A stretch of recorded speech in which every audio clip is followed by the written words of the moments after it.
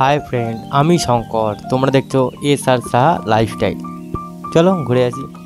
তো বেরিয়ে পড়লাম বিকালবেলা এক জায়গায় যাবো বলে। এখন আমি ট্রেনে যাচ্ছি। তো ট্রেনে একটা সুন্দর জিনিস দেখলাম। একজন ওই ট্রেনে যে গানগুলো করে না, ওগুলো বাস দেখো উনি কত সুন্দর গান করছে।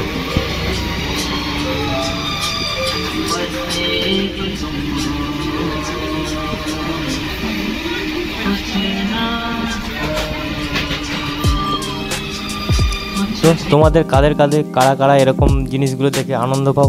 আমি তো বেশ ভালোই লাগলো গান শুনে। আমার খুব সুন্দর লাগছিল, গান করছিল। তো আসলো, 1 টাকা দিয়ে দিলাম, চলে গেল। তারপরে এই দেখতে দেখতে যাচ্ছি, ট্রেনে চলছে, বেশ ভালোই লাগছে আমার। তো ট্রেনের বাইরে বেরিয়ে ক্যামেরাটাকে ধরে হাওয়া খাচ্ছি। তো তোমরা কে কে এরকম হাওয়া খাও ট্রেনের বাইরে ক্যামেরা ধরে? আমার তো বেশ ভালোই লাগছে, সুন্দর সুন্দর ঠান্ডা ঠান্ডা হাওয়া। বেশ বিকালের মরশুম, সূর্য ডুবে গেছে, হাওয়াটা খুব সুন্দর লাগছে। তো ওখান থেকে দমদম হয়ে আমি চলে এসেছি। তো আজকে মেট্রো লাইনে খুব ভিড় ছিল। তো ওখান থেকে এসে ধর্মতলা এসে আমি ওই বাসে উঠে পড়েছি।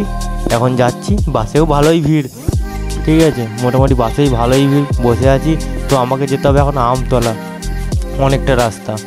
ঠিক আছে, দুর্গাপুজোর টাইম, কিন্তু রাস্তায় অতটা ভিড় নেই, ফাঁকা ফাঁকা আছে, কেন কি জানি। কিন্তু বাসের মধ্যে ভালোই ভিড়। তো ওখান থেকে বসে বসে যাচ্ছি আমি একা একা চুপচাপ। আর কি করবো? আমি যাবো আজকে গোতলাহাট। তোমরা কে কে জানো গোতলাহাট? যে জানবে কে কে গোতলাহাট থেকে ভিডিওটা একদম কমেন্ট করে জানাবে। ওখানে একটা আমার দাদার বাড়ি আছে, ওখানে যাব আমি। ওখানে গিয়ে দেখা হচ্ছে। তো যেতে যেতে রাত হয়ে গেছিলো, তাই আর ভিডিও করা হয়নি। তো সকালবেলা সোমনাথদা কী করলো, ওখান থেকে আমাকে নিয়ে এসে বাস স্ট্যান্ডে ছেড়ে দিল। ছেড়ে দিয়ে আমি বাসে করে আবার যাচ্ছি সকালবেলা। তো আমি বসছি বাসের ডান দিকে। কি রোদ, ভাল লাগছে না। একে গরম, তার উপরে রোদ, কি বিরক্তই না লাগছে। তো যেতে যেতে দেখলাম পৈলার মন্দির।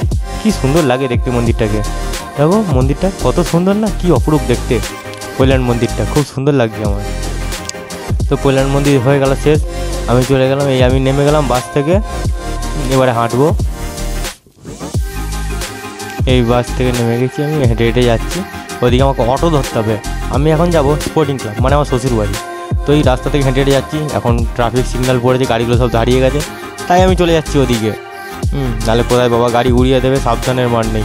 তো অটোতে আমি বসে গেছি, যাচ্ছি। অটোতে আমি বসে, অটো যাচ্ছে। এখন একটা অটো ধরবো, এই অটোটা যাবে, গিয়ে দাঁড়ালে আমাকে আবার কিছুটা হেঁটে যেতে হবে। কিছুটা হেঁটে গেলে আবার একটা অটো ধরতে আমাকে। চলো যাই। রাস্তা খুব খারাপ, একবার এদিক একবার ওদিক, একবার এদিক একবার ওদিক হচ্ছে এরকম। তো চলো কবরডাঙ্গাকে দেখা হচ্ছে। এসে গেছি কবরডাঙ্গা। ফাঁকা ফাঁকা কেন আজকে? রবিবার বলে কি এত ফাঁকা না কি জানি। তো আমি চলে এসেছি এখানে, এই হাঁটছি।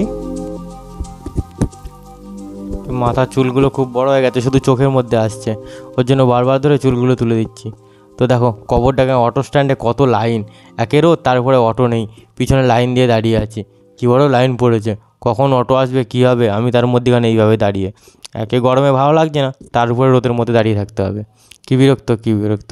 তারপর অটো পেয়ে গেলাম, বাস এবার যাচ্ছি। এবার নেমে যাবো স্পোর্টিং ক্লাব, ওখান থেকে আর একটুখানি হেঁটে যেতে হয়। তো অটোয় করে যাচ্ছি আমি।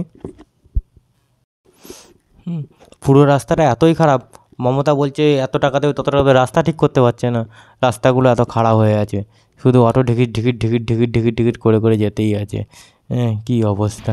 আমি নেমে পড়েছি অটো থেকে, এবারে যাচ্ছি শ্বশুরবাড়ির দিকে। তো এখানে সামনে একটা বড় দুর্গাপুজো হয়, স্পোর্টিং ক্লাব সর্বজনীন। এই যে প্যান্ডেল হচ্ছে, পেপার দিয়ে ঢেকে রেখেছে, দেখাচ্ছে না কিছু, যখন কমপ্লিট হয়ে যাবে তখন হয়তো দেখাবে। তো কেমন লাগছে এখন বাইরে থেকে? বাঁশ খুঁটি শুধু লাগানো, আর কিছুই নেই। এখন রাস্তা ফাঁকা। চললাম আমি হেঁটে হেঁটে, গিয়ে দেখি ওখানে মেয়ে আর রিম্পা কী করছে। এসে ওদের জন্য স্পাইডার নিয়ে এসেছিলাম। মেয়ে তো খুব খুশি দেখে, ও এনে দিতেই খাওয়া শুরু করে দিয়েছে। তো ভিডিওটা ভালো লাগলে like, comment, share and subscribe করে দেবে প্লিজ।